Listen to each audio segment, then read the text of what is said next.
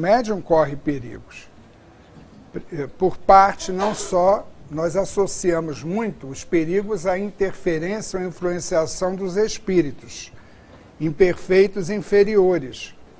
Mas há os encarnados que se aproximam dos médiuns, eles testam de uma forma assim muito insistente a vaidade, o orgulho e vai por aí afora. Então nós vamos ver aqui algumas considerações que todos já conhecem. Novidades, revelações, não sou chegado a isso. Então nós trazemos aqui o texto e vemos dentro do texto as observações que Leon Denis, está ali retratado, e também Allan Kardec colocou em nossa querida doutrina. Práticas e perigos da mediunidade de cura. Não se pode contestar que o Espiritismo ofereça perigos aos imprudentes que, sem estudos prévios, sem preparo, sem métodos nem proteção eficaz, se entregam às investigações ocultas. Fazendo da experimentação um passatempo, uma frívola diversão, atraem os elementos inferiores do mundo invisível, de cujas influências fatalmente padecem. No Invisível, Leon Denis. Bom, ninguém aqui está exercendo mediunidade de uma forma frívola, ou de maneira frívola. Isso eu tenho a plena certeza, porque as auras de vocês refletem isso. Não vai entrar na vaidade, não. Né? Porque senão eu não falo mais nada. Isso não é elogio. Estamos fazendo uma contestação, é diferente. Varredura na aura dos outros se faz em determinadas horas, momentos e de acordo com a orientação dos guias. Que ninguém deve se atrever a isso, porque as consequências são muito sérias. Como nós falamos na primeira parte, entrar no campo íntimo dos outros é terreno movediço. Então, tem que ter muito apoio e ajuda para poder entrar e sair e não se machucar. Mas, como diz aqui Leon Denis, que é preciso que nós entendamos que nesse intercâmbio que nós vamos ter com o plano espiritual, nós vamos encontrar espíritos de todas as envergaduras e natureza.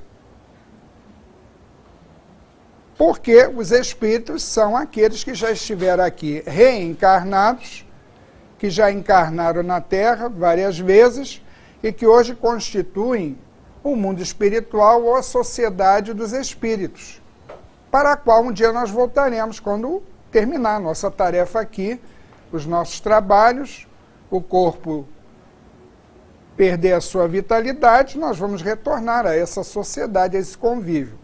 E vamos nos colocar na posição, nos ambientes adequados àquilo que somos em realidade. Não o que aparentamos ser aos olhos da sociedade ou do mundo, mas o que somos intimamente, a cada um segundo as suas obras. Então, é necessário que nós incentivemos as pessoas a buscar primeiro o quê? O estudo prévio do que é mediunidade, do que é ser médium, do que é lidar com o plano espiritual, esse contato com os espíritos que envolvem situações muitas vezes até perigosas. A própria Dona Ivone Pereira, ela relata num dos seus livros que ela, por livre e espontânea vontade dela, resolveu se desdobrar e fazer um passeio, e passear fora do corpo, sem a autorização, sem a proteção devida dos guias, que deveriam estar observando e registrando a intenção dela.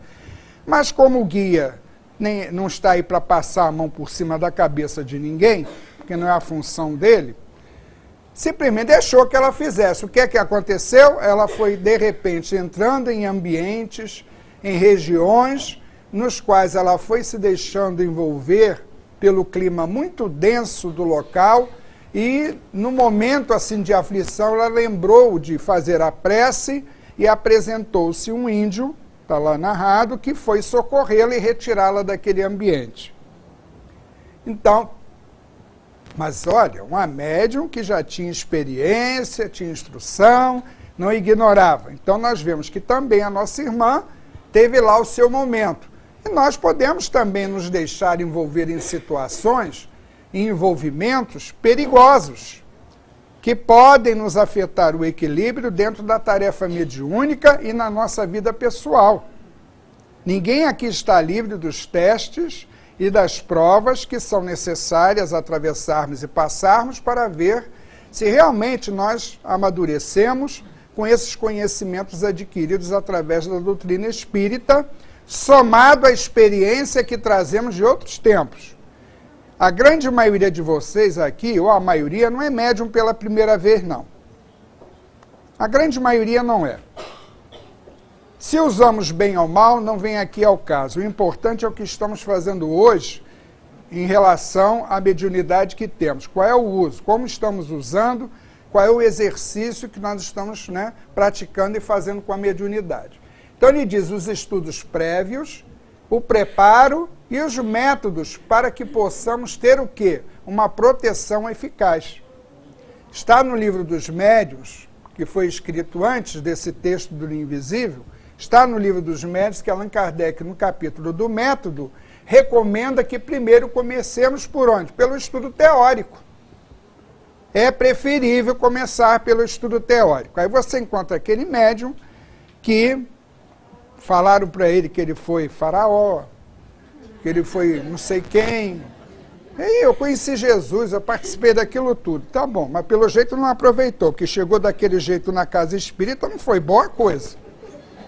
Ué, se você participou, não chegar bem, é porque através dessa trajetória de lá para cá você andou dando cabeçada ou murro e ponta de faca, para chegar desse jeito na casa. Porque os anjos não chegam assim. Os bons não chegam dessa forma. Chico começou na mediunidade com tenra idade, mas olha a cobertura que ele teve, olha a proteção, olha a instrução da mãe já desencarnada que esteve ao lado dele lhe orientando. Os bons têm essa cobertura e proteção, mas, vou falar nós, né, que fica chato, mas a maioria tem a proteção, mas não tem a sintonia ainda trabalhada e desenvolvida para perceber essa proteção. Por isso recorremos a socorro de quê? Dos mais experientes, dos que já passaram pelo processo, daqueles que podem nos orientar, nos instruir, nos aconselhar, nos mostrar o caminho por onde possamos passar com menos pedregulhos, com menos obstáculos, com menos dificuldades. A não ser que nós sejamos daqueles espíritos encrenqueiros, que não é o caso de vocês, obviamente está visível aqui. Mas se somos encrenqueiros, você vai ouvir orientação, você vai escutar, e você vai alegar, e você vai apontar 1001 coisas, porque você quer que a coisa seja do seu modo, a sua maneira. Nesse caso, eu caridosamente, evangelicamente, recomendo a pessoa que funde o centro. Funda o seu centro espírita, dá passe plantando bananeira, faz o que você quiser dentro, que você vai responder. Mas você não pode se impor, ou impor o seu modo de ser a uma casa espírita que já está fundada, que tem as suas regras, as suas orientações, e um trabalho que é desenvolvido debaixo de apoio e proteção espiritual adequada para ele ser realizado. Então, a rebeldia, a nossa falta, às vezes, de educação e de nos sujeitarmos às regras, porque isso é falta de disciplina, quando a gente não se sujeita, porque não somos muito disciplinados, faz, às vezes, que entremos num campo de experimentação aonde você não leva muito a sério esse exercício, essa prática, essa tarefa. Ou você entra no trabalho porque disseram, ou entra ou você fica doido. Uma boa justificativa para você começar a trabalhar, né? Na casa espírita.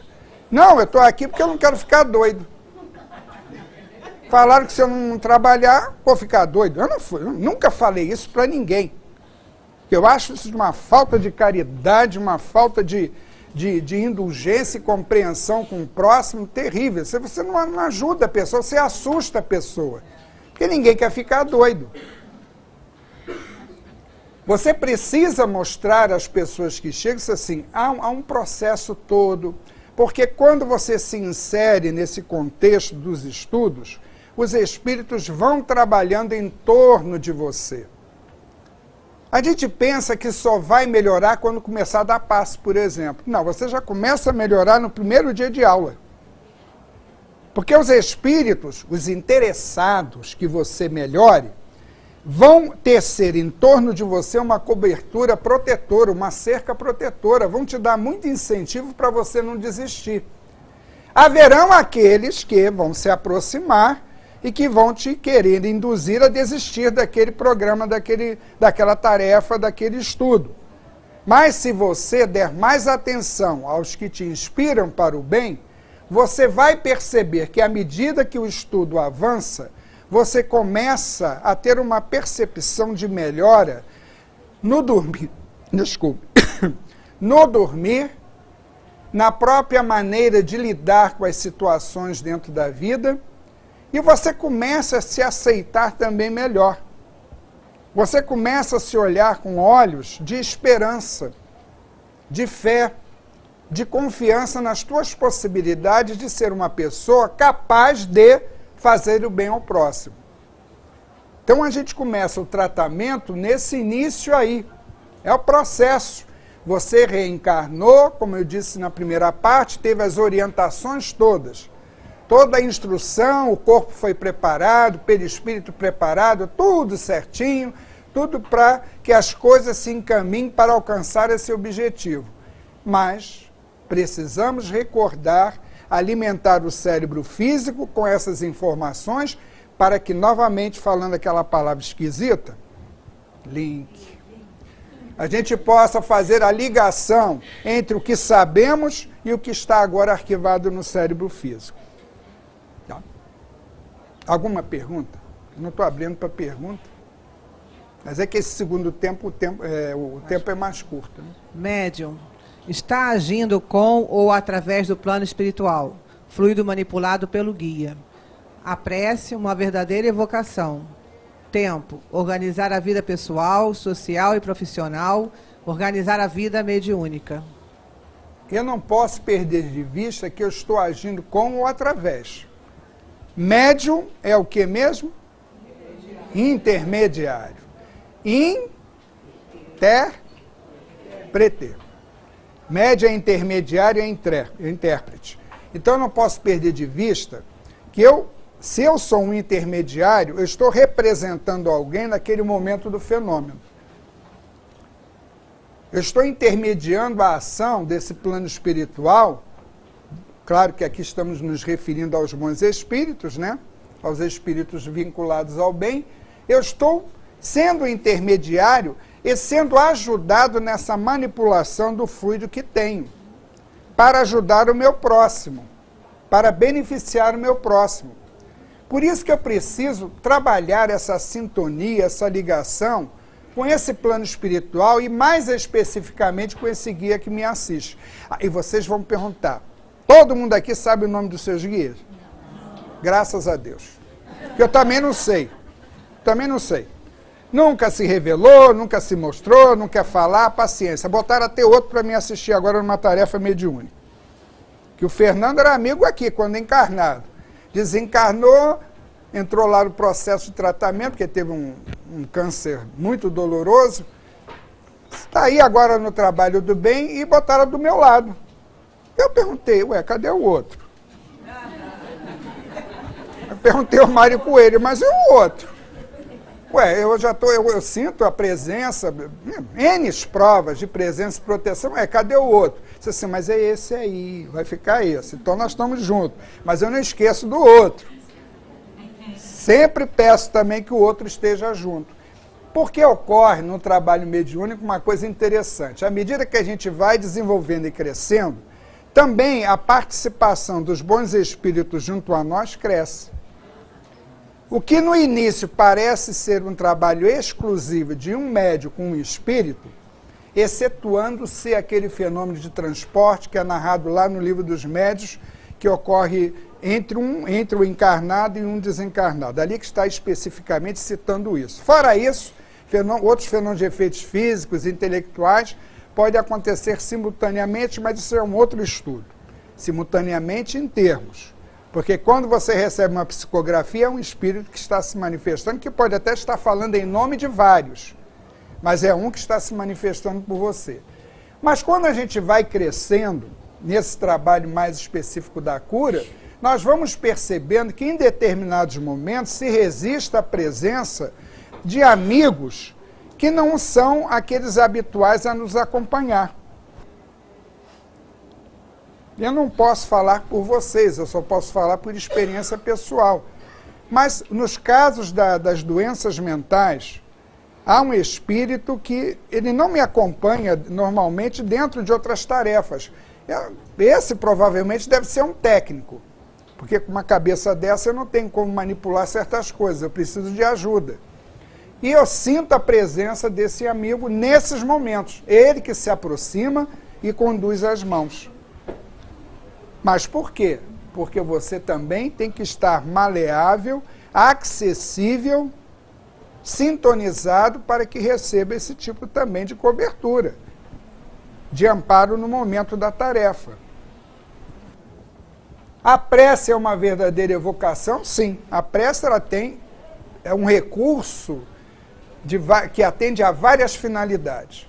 Mas quando eu faço uma prece endereçado a Deus ou a Jesus, nesse caso dentro do trabalho, e rogo a assistência desse plano espiritual, eu estou dizendo o seguinte: olha, sozinho não sou capaz de fazer. Eu reconheço humildemente as minhas deficiências, as minhas limitações, mas quero fazer o trabalho, tenho que fazer porque eu encarnei para isso. Eu tenho a possibilidade, eu tenho o dom, tenho o talento, eu tenho que utilizá-lo. Mas eu preciso dessa cobertura, dessa proteção, desse amparo, para que no momento em que eu fizer o atendimento, isso realmente resulte num benefício para aquela pessoa. Seja na pacificação dela, seja no reequilíbrio perispiritual, mental ou orgânico, na sua necessidade que a levou a buscar aquele tipo de atendimento. Agora, com relação ao tempo, vamos organizar a nossa vida pessoal, social e profissional para que possamos também ter o tempo necessário a ser consagrado às nossas atividades mediúnicas. Há pessoas que dizem, é impossível organizar. Minha vida é uma bagunça, então você é um espírito bagunceiro. Ou bagunçado. Vocês já repararam que trabalho só surge para quem não tem tempo? Para quem não tem tempo. Eu cheguei à conclusão que quanto mais ocupado você está, mais te procuram para dar trabalho. E tem uma turma aí que tem talento, tem dom e não quer nada. Não, eu só posso fazer isso. Ah, você acha o quê? Que eu vou abrir mão? Tinha um médium aqui na casa, ele agora fundou um centro. Ele resolveu seguir o conselho e fundou um centro. Tinha um médium aqui na casa que eu achava interessante. Ele uma vez nos trazia eu e o Altivo lá debaixo de carona. Aí vinha, a gente vinha conversando, aquela animação. O Altivo me botou sentado na frente, que ele era tão ruim no volante, meu Deus do céu. O Altivo muito esperto. Bom, aí ele alegava o seguinte, mas como é que eu vou abrir mão do basquete, que eu gosto de ver em loco e na televisão? E os jogos que eu gosto, porque ele torcia por um clube aí que não é o meu, por sinal. Tem? Eu fui alegando isso assim, olha, tudo bem, meu filho, tudo bem, mas olha bem, tem jogo todo dia? Não tem. Tem futebol? Não tem. Então, meu filho, você pode ver a tua vida familiar, porque ele era casado, tem filhos, nós não podemos abrir mão disso também. Casou, assumiu esse compromisso, tem filhos, isso também faz parte do nosso amadurecimento e crescimento espiritual. Não é só trabalhar dando passe no centro, recebendo guia no centro, não que a gente vai crescer, não. É em todas as esferas para adquirir a sabedoria dentro da vida, você tem que exercitar N coisas para chegar ao nível de espírito sábio. E uma delas são esses compromissos que nós temos dentro da família ou com a família. Então a gente tem que organizar a vida de tal forma que você abra um espaço para atender essa tua necessidade. Eu não estou dizendo que se você deixar de ser médio, exercitar a mediunidade, que vai tumultuar isso aqui. Mas se você tem uma mediunidade muito exacerbada, muito visível, se você é muito sensível, você há de convir que aqui você poderá, de uma certa forma, ter uma forma de descarregar um tipo de energia que não vai ter aqui. E que muitas vezes nesses ambientes, muito conturbados e cheios de influenciações as mais diversas, seja de encarnado ou desencarnado, você pode ficar à mercê dessas influenciações e muitas vezes aquilo que você tem ser manipulado por essas entidades para outros sentidos, outros objetivos dentro da vida. Não vamos ficar dentro do centro fazendo compensação das frustrações lá fora. Não é isso o objetivo. Mas se você diz, olha, eu posso vir quarta, posso vir sábado, então aqueles dias que seja consagrado, que você realmente leve a sério e não permita que influenciações, interferências te desloquem. Porque aí você acerta com o teu pessoal, acerta com o teu social e profissional, que naquele dia e naquele horário você tem um compromisso que é imutável. Isso é fogo, né? Imutável. Essa palavra imutável não muda, quer dizer, não há mudança, porque senão assim a coisa vai correr ao sabor dessas interferências lá fora que vão acabar te prejudicando a atividade dentro da casa espírita. Alguma pergunta? Nossa, lá atrás. Peraí. Tem que, por causa do som lá. Não. Na hora do passe é milagre eu soltar uma prece, raciocinar uma prece. Na hora do passe? É milagre eu conseguir uma prece. Quando você dá passe? Mas por que você tem que fazer prece na hora que dá passe? Não entendi. Como? Não é antes que se faz? No início da reunião, sim. Sim. Ué, se você está atento à reunião, acompanhou as preces feitas na reunião, você, aliás, a sintonia com o guia não começa dentro da reunião. Ué, ele não nos acompanha? A gente já vem lá no trem, vai para lá, vem para cá, metrô tá ótimo, tá uma beleza o metrô, vai para lá, é amassado, mas você chega. Ora, no meio desse negócio, desse amasso todo, meu filho, se você não tiver em prece, não tiver sintonizado, você não chega direito aqui, entendeu? Então a gente já vem pelo caminho, ligando o pensamento, se não no guia, ligando na casa. Porque quando você se liga à casa, você entra em contato com esse plano maior do que o seu próprio guia, porque ele está acima do seu guia. Os diretores da casa de trabalho, com certeza, não posso afirmar em relação aos guias de vocês aí. Mas, em geral, eles estão acima. São coordenadores de uma grande casa. Então, se eu já venho pelo caminho sintonizando, hoje é dia do trabalho, a casa, durante o dia tomei os meus cuidados, você vê que o meu estado mental já vai facilitar essa sintonia. No momento que eu entrar aqui, eu já estou plugado, já estou ligado. Eu já fiz a ligação, porque eu comecei antes. Agora, já escutei de uma médium que tinha um casamento difícil, que não é o caso de nenhuma de vocês aqui, nem de um de vocês, evidentemente, que ela tinha brigas homéricas com o marido. E de preferência essas brigas aconteciam no dia do trabalho da casa espírita. No dia do trabalho da casa espírita. Ela, como médium, veterana, será que ela nunca percebeu que nesses dias é que ela deveria evitar a briga? Ela disse, não, comigo é diferente. Ela falava, se ele ficar bravo, eu fico também. E ficavam os dois bravos. Geralmente você vê o que deve estar acontecendo ali no entorno.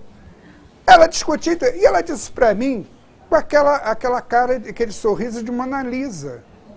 Aquela expressão, mas eu entro no trabalho, em segundos eu estou em alfa. Eu não sei o que é estar em alfa. Em alfa? Alfa era uma marca de fogão. Você pensa, ela enfia a cabeça dentro do lado do forno do fogão e liga, deve ser isso. Mas minha filha, você me desculpe, eu quero essa receita, porque se eu tiver uma altercação no meu local de trabalho, isso me tumultua muito. Eu quero aprender com você essa coisa mágica, isso é mágico. Como é que você consegue? Não é simples, você senta e pensa. Senta e pensa, apaga, fecha o olho e pensa. Só que ela não percebia que a produção mediúnica dela era um desastre. Ela não percebia isso, que a produção dela era um desastre. Que ela tinha uma série de descompensações durante as manifestações que marcavam o quê? O seu estado íntimo de espírito. E ela dizia que ficava muito bem. Isso é coisa de médium, não sei aonde ela leu isso, com quem ela aprendeu isso, mas não é o que nosso querido Leon Denis está dizendo. Nós temos que nos precaver, porque se eu não venho atento da rua, eu posso me deparar com uma situação no portão do centro, ou encontrar algum companheiro ou companheira que não esteja bem naquele dia, porque acontece isso.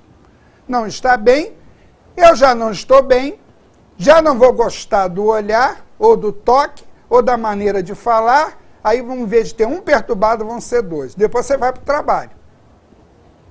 Aí vai dar paz. Graças a Deus. Como o Senhor é nosso pastor, nada nos faltará, não falta guia para filtrar o fluido. Porque é o que eles vão ter que fazer com a gente. Na hora que eu vou estender a mão, vai ter que ficar. Aconteceu comigo mais uma vez, que eu fui bancário, e quando eu saía do banco, às vezes eu vinha com todas, com todos. Às vezes, coitado, vinha com o altivo, ele dizia, ora, meu filho, ora, eu não consigo orar, eu estou tão assim, mas o companheiro chamava a atenção, meu filho, você vai para o trabalho mediúnico. Procura desligar e vai orando. A gente, com o tempo, vai tomando vergonha também, né? Então, organize-se para que você tenha o tempo disponível para consagrar a esse tipo de exercício de trabalho, que é tão importante quanto essas experiências aqui. Todas elas contribuem para o nosso crescimento espiritual. Mas se eu tenho mediunidade, eu tenho que me programar e arrumar um espaço dentro da vida material para que eu possa atender também a esse compromisso, sem me sentir sobrecarregado. Só uma colocação de organização, né, para os trabalhos aqui no centro. Eu, quando estava fazendo comp, aí eu estava estudando com o Alexandre. Aí uma pessoa reclamou que não tinha horário para ficar estudando muito e vinha reunião. Aí ele falou assim, olha, você não já conseguiu um horário de estar fazendo comp às 7h30 da noite? Porque não segue, quando você sair daqui, a reunião às 7h30 da noite. Você já passou um ano estudando no comp às 7h30, você não vai ter tempo. Já conquistou o horário. Né? Já conquistou o horário. Vamos passar? Porque o tempo está correndo ali. Temos que terminar meio-dia em ponto. Médium. O magnetismo, ao mesmo tempo em que é uma força que se expande, é uma força que atrai. À medida que cresce no seu trabalho, o médium de cura atrai muitas pessoas para junto de si. Boas, más, perturbadas, enfermas, etc. O que fazer com elas? O que eu vou fazer? Boto para fora do centro? Não, as boas podem ficar. As boas ficam. Eu só quero gente boa do meu lado. Mas tá, você chegou em que condições à casa espírita? Quais as tuas necessidades quando você aqui aportou?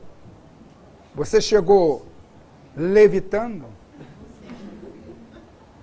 Aquela coisa leve, sem problema nenhum? Não é assim. Sabemos como chegamos. Então, as pessoas, obviamente, se você tem uma força, você atrai. O que você vai ter que fazer, nós vamos ver mais abaixo, é ter certos cuidados, obviamente. Porque o magnetismo, ele é uma força um fluido neutro. A qualidade magnética nossa somos nós que as damos com as nossas pensamentos, sentimentos, desejos, essas coisas todas é que vão dar o colorido pessoal ao magnetismo que se irradia de nós.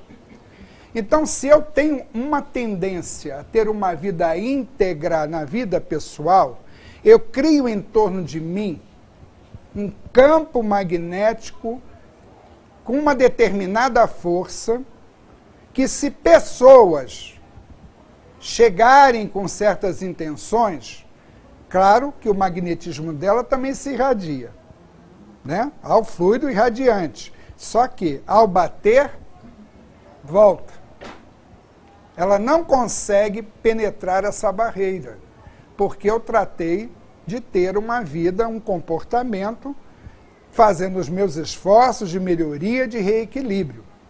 E isso vai criando, à medida que nós avançamos no tempo, nós percebemos que até pode fazer macumba, corta isso depois, pode fazer trabalho, pode botar o nome na boca do sapo, pode rogar praga. Se você tem uma vida íntegra, identificada com o Evangelho, se a força do bem, e parece até aquela coisa do filme, a força, né?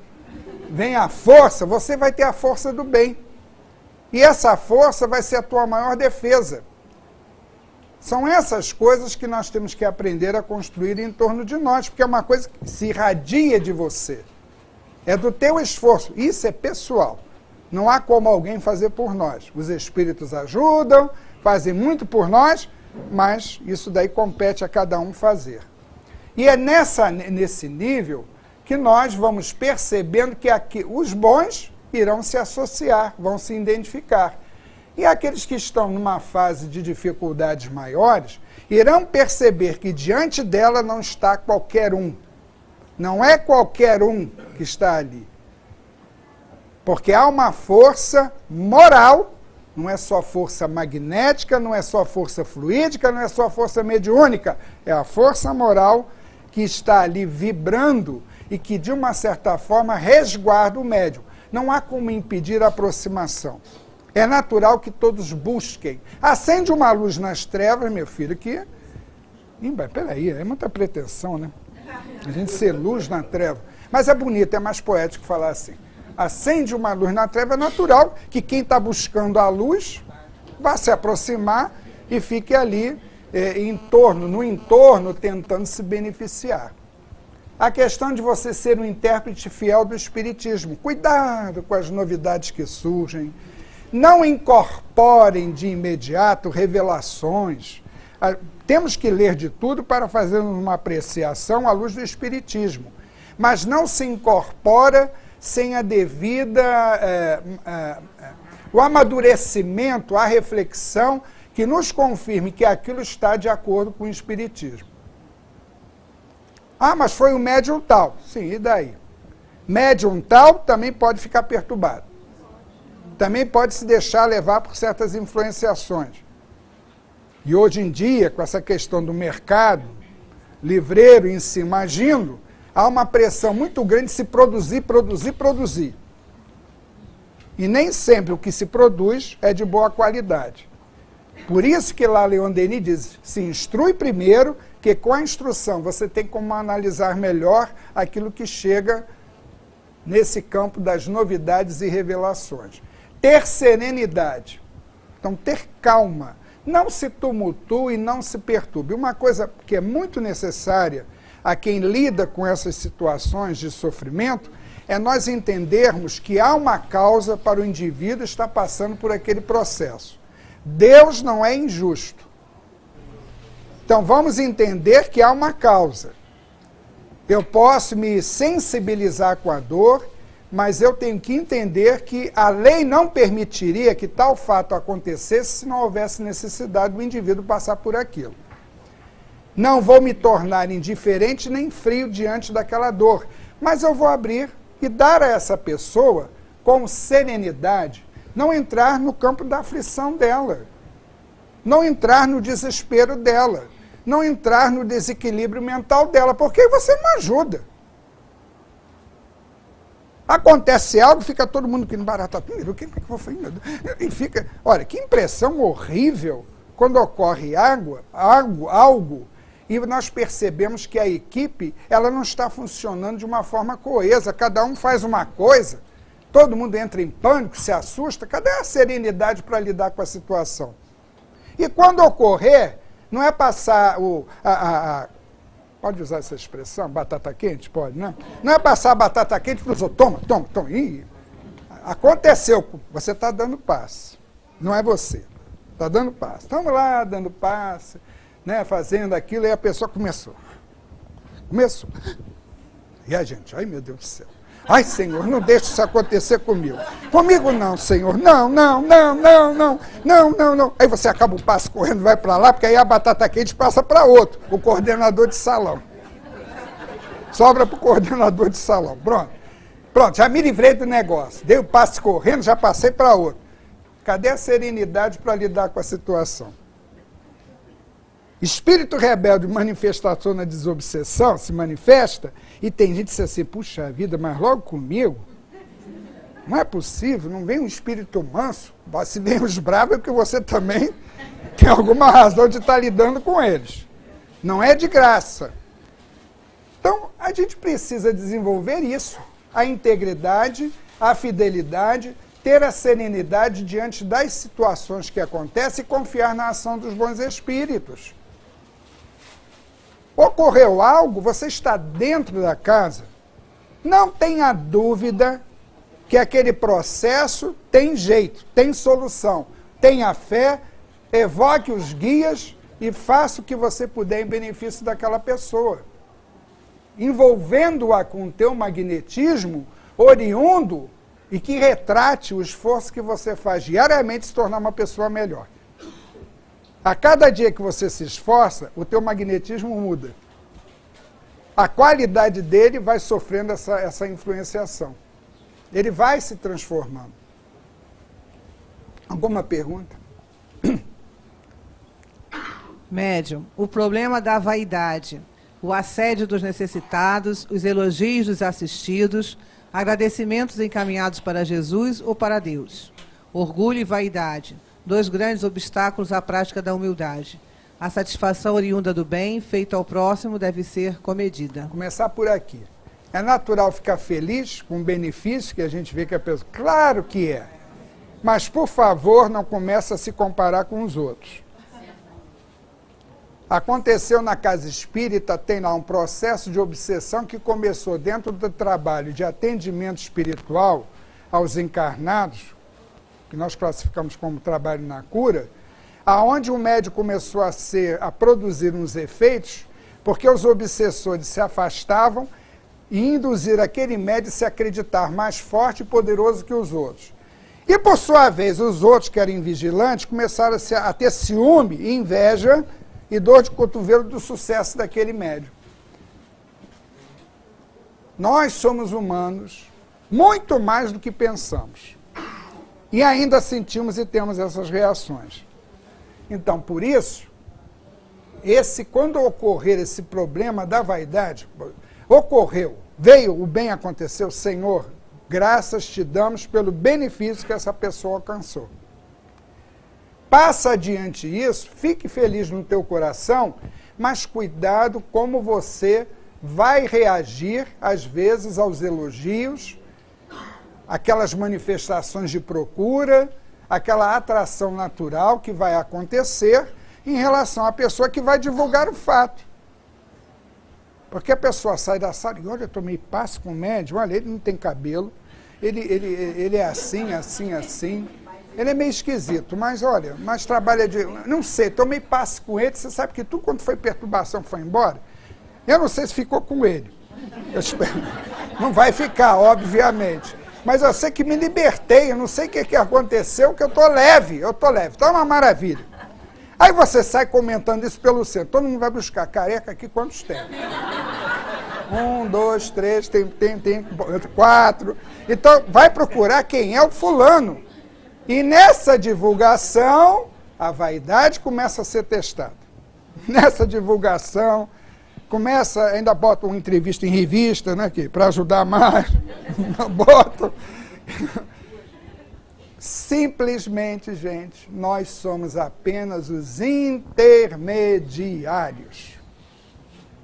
Tão carentes e necessitados como esses que buscam ajuda. Então a gente não tem que se envaidecer por isso. Vem o assédio dos necessitados, que nós vimos lá como é que pode ocorrer. Esses elogios, ter muito cuidado. Nós mesmos, às vezes, incorremos nesse erro. Fulana, Deus te abençoe, que você persevere na prática do bem, no exercício da tua mediunidade. Isso não é elogio. Fulana, olha, eu vou te dizer, você dá de 10 a 0 naquela sala. Só tem porcaria naquela sala, só você escapa. Ih, foi pesado essa. Terrível falar que os outros é porcaria. Já escutei isso. De assistido, já escutei. Mas de assistido você compreende, perdoa, mas porque as pessoas fazem comparações, elas comparam. Altivo acabou com uma festa aqui, está na Berlim do Homem hoje. Lá no Deolindo Amorim era o salão, não tinha nada disso aqui, você lembra? Não, era o salão, era lá. Então, o que aconteceu? Os médios, por hábito, sentavam todos na mesma posição e, quando se levantavam, davam um passo nas mesmas fileiras.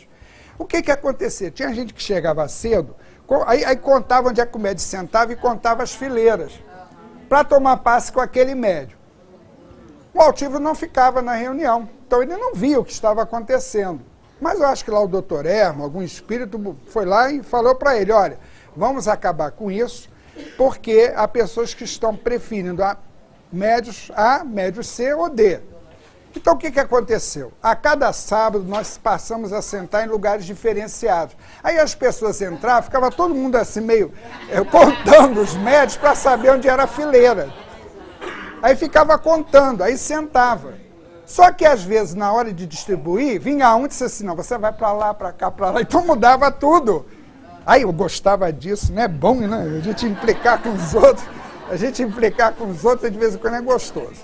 Aí eu digo assim, altivo, por Deus do céu, as pessoas fazem isso, selecionam o médium, e nós nos esquecemos de uma coisa. Na sala da cura, na reunião de se tomar passe, quanto mais o passe for variado, com as exceções de certas enfermidades, que você às vezes só tem 3, 4 médicos para atender aqueles casos, quanto mais o passe for variado, mais benefício você recebe.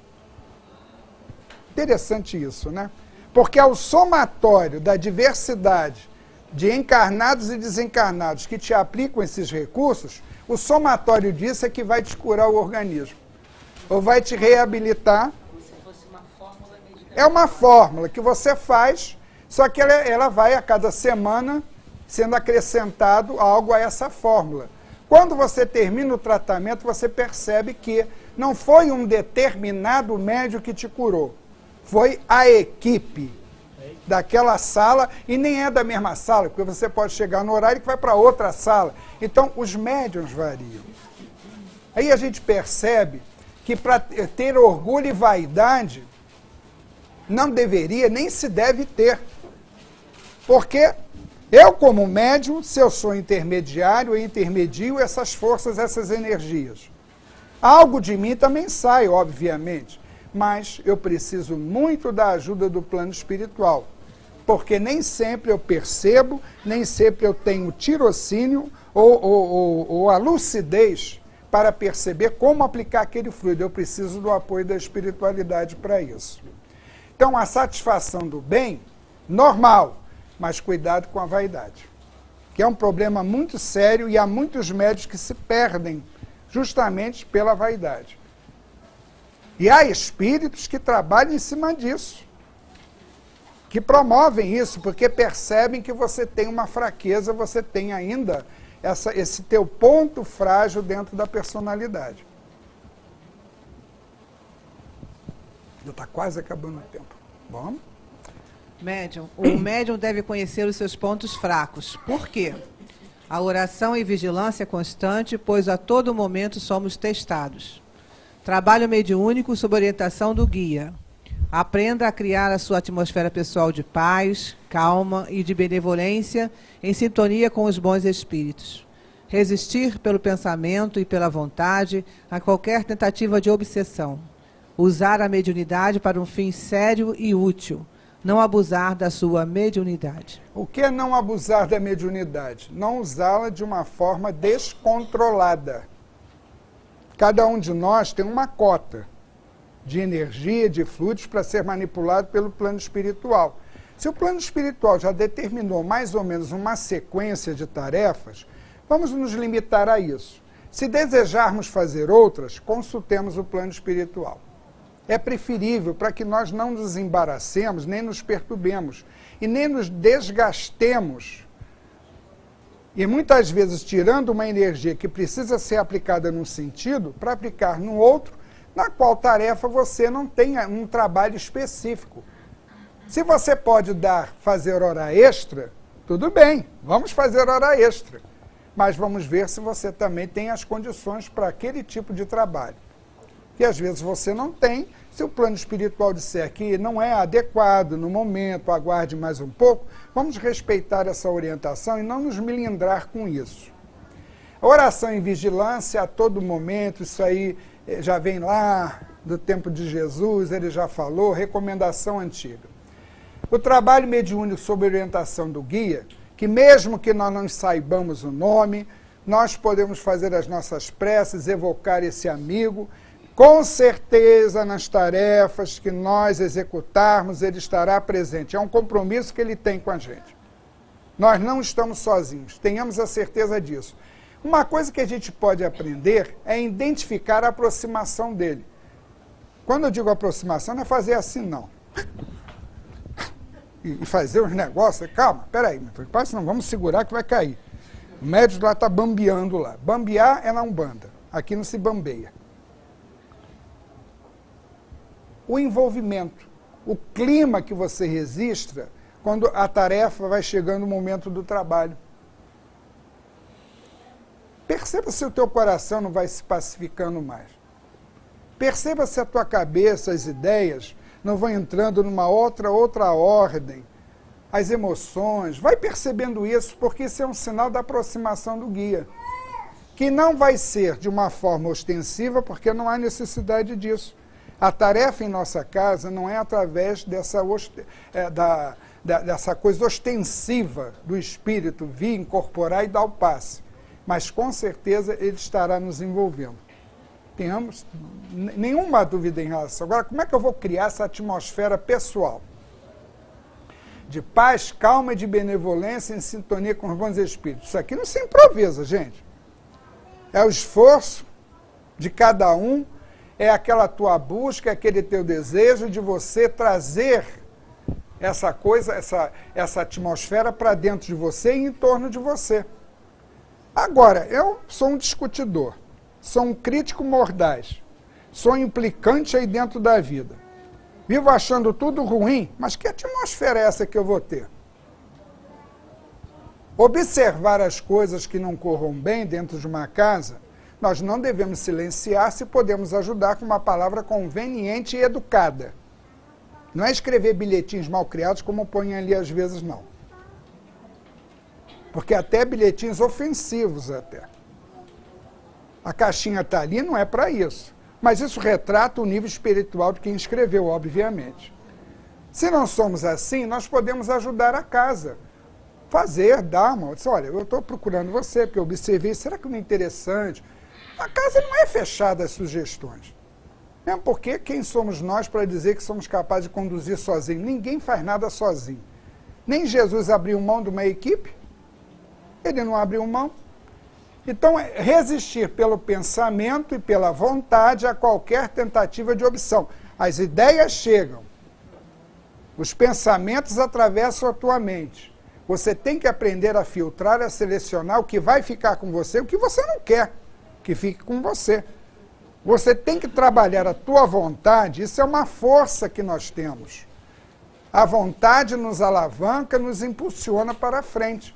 Agora, eu preciso aprender a resistir. Veio a ideia ruim, eu digo, não, isso não vai ficar comigo, eu não quero esse pensamento comigo. E aprenda a repor no lugar da tal ideia ruim um pensamento positivo, que pode ser da sua leitura, pode ser de uma palestra, pode ser de uma experiência na tarefa mediúnica, pode ser aquela sensação da felicidade do bem feito que você fez e aquele sentimento que você guardou de lembrança dentro de você. Porque através desse esforço é que a gente vai cortando essa possibilidade. Porque, olha, meus queridos, depois que a dona Ivone me disse, já presta a desencarnar, que ela estava orando muito a doutor Bezerra e a Charles para lhe dar a cobertura e a proteção e a assistência para a desencarnação dela, eu virei para ela e disse, não é possível que a senhora não vai ter. Ela disse assim, não, Joaquim, no último minuto você pode botar tudo a perder. Porque no último minuto você muda de sintonia, se liga lá num pensamento negativo, uma insegurança, uma falta de fé, uma incerteza, pronto, você já muda às vezes e atrapalha até e dificulta essa assistência, essa proteção que você pode ter. Usar a mediunidade para um fim sério e útil, todos nós aqui já cansamos de ouvir, aliás, não devemos cansar de nos ouvir. Devemos ouvir constantemente isso. Porque se eu começar a me desviar daqui, forçosamente, eu poderei, por força até de consequências da própria lei de Deus, começar a me desligar dos bons e me vincular aos perturbadores e aos maus. Não é para assustar, é só para a gente ficar vigilante mesmo, cuidadoso. Só isso. Não é para ninguém ficar tendo pesadelos e aflições desnecessárias no íntimo. E não abusar da mediunidade organizando, como está lá naquela frase, a sua vida pessoal, a sua vida social. Use a mediunidade de acordo com a orientação que você teve do plano espiritual. Não abuse dela, não passe dos limites, para que você não venha a ter prejuízos. Porque todo abuso resulta em prejuízos, em desequilíbrio. A gente adoece porque, coral, abusa. A gente abusa. Abusou, vem a consequência. Acho que é o final. Agora o final, vamos terminar em cima do laço. O médium tem imperiosos deveres e não deve esquecer que seus poderes lhes são concedidos para o bem de seus semelhantes e para o serviço da verdade. No Invisível, capítulo 22, de Leon Denis. Então, Leon Denis encerra, ele abriu, Allan Kardec abriu com aquela frase, e Leon Denis está encerrando aqui com essa observação. Todos nós temos imperiosos deveres. Não devemos considerar esses deveres, não devemos considerar esses deveres como uma punição, mas sim como uma oportunidade de reparação e crescimento espiritual. Mediunidade é para isso. Não é castigo, não estamos sendo punidos, nós estamos aproveitando o que nós temos de evolução intelectual e moral, aplicando aquelas forças anímicas da alma, no sentido de termos um intercâmbio com o plano espiritual e, através desse intercâmbio, trazer para os que aqui estão as energias, as bênçãos, as palavras, as orientações que possam ajudar os nossos irmãos encarnados em processo de sofrimento.